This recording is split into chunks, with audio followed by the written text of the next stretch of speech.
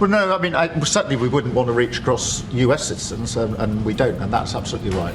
But in relation to free speech in the UK, I'm very proud of our history there. We discussed all this. In his remarks at the Munich Security Conference, Vice President Vance condemned free speech violations in the UK, particularly. Could you respond? What is your message? I have an idea. We have the man right here. Come on. I support free speech, but how many times have you heard politicians say this right before they advocate for censorship? Ricky Gervais just eviscerated Keir Starmer for exactly this hypocrisy, and J.D. Vance's confrontation exposed what's really happening to free expression in the UK. When people are being arrested for silent prayer and social media posts, can we still pretend free speech exists? This video reveals the uncomfortable truth about how political leaders are undermining the very rights they claim to protect, and why Gervais believes we're sleepwalking into a society where speaking your mind could land you in handcuffs. When UK Prime Minister Keir Starmer sat down with Donald Trump and J.D. Vance, he couldn't have anticipated the verbal sparring match he was walking into.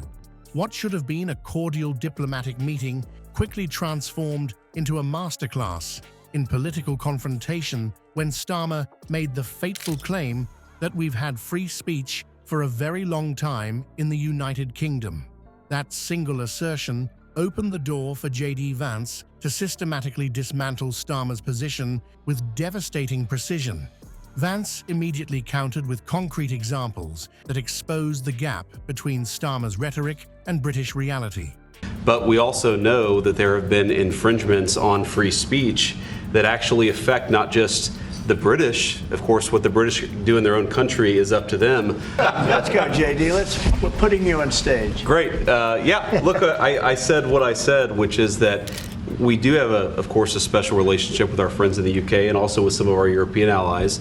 His first salvo highlighted the arrests of individuals engaged in silent prayer near abortion clinics. People detained not for disruptive behavior, but simply for praying without uttering a word. The cognitive dissonance was palpable.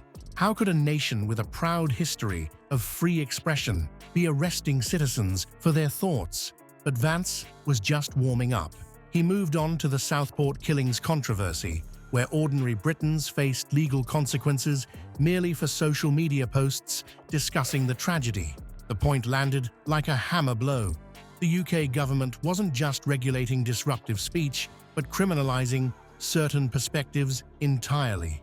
Vance's third example about parents facing arrest for protesting school policies completed the trifecta of contradictions to Starmer's lofty claims. Throughout this exchange, Starmer's body language betrayed his psychological discomfort. His awkward attempts to physically touch Trump suggested a man desperately trying to establish dominance in a conversation rapidly slipping away from him. The more Vance pressed with factual examples, the more Starmer's composure crumbled.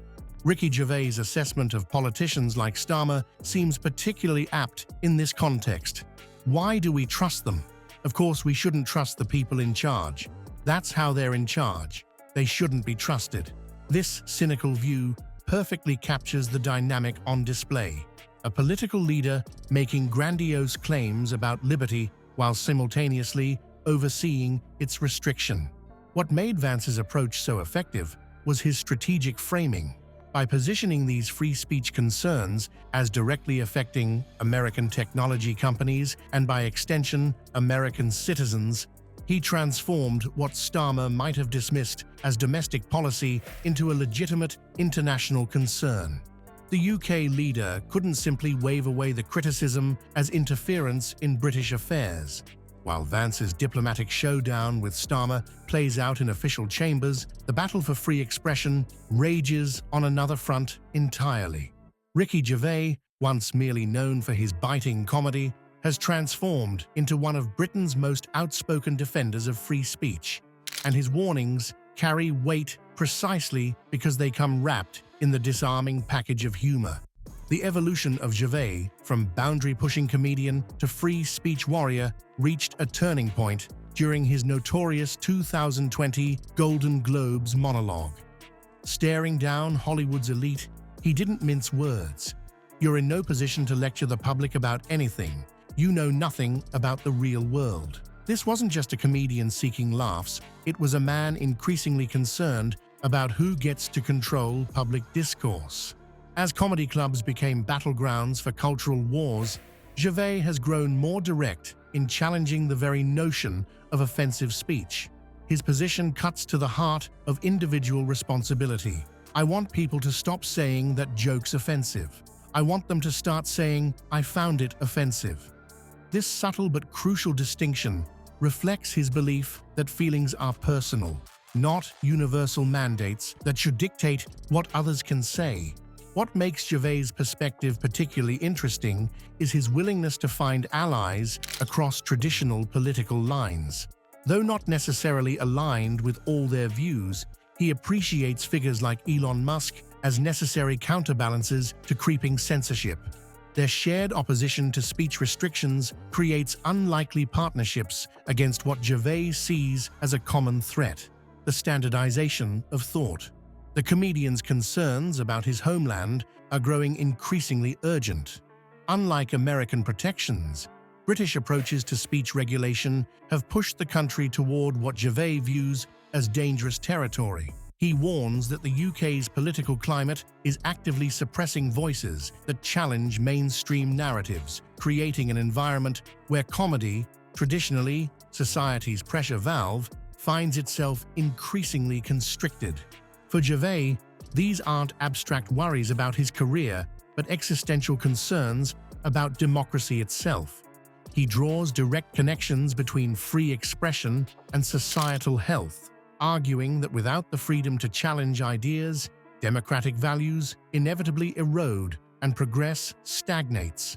When a comedian known for making us laugh starts delivering such serious warnings, perhaps we should listen more carefully. The fundamental fear that animates Gervais' advocacy is chillingly straightforward. Societies that claim to cherish free expression are simultaneously building mechanisms to criminalize genuine dissent. Only approved speech remains truly free, while everything else faces increasing restriction. When the dust settles on this confrontation, what's truly alarming isn't just the political theater we witnessed, but the fundamental disconnect between public declarations and actual governance. This battle over expression isn't merely academic, it's existential. The disconnect between Starmer's proud claims about British liberty and the documented crackdown on everyday speech reveals a troubling pattern seen across Western democracies. What makes the Vance-Starmer exchange so significant is how it strips away the polite veneer of diplomatic relations to expose raw policy contradictions.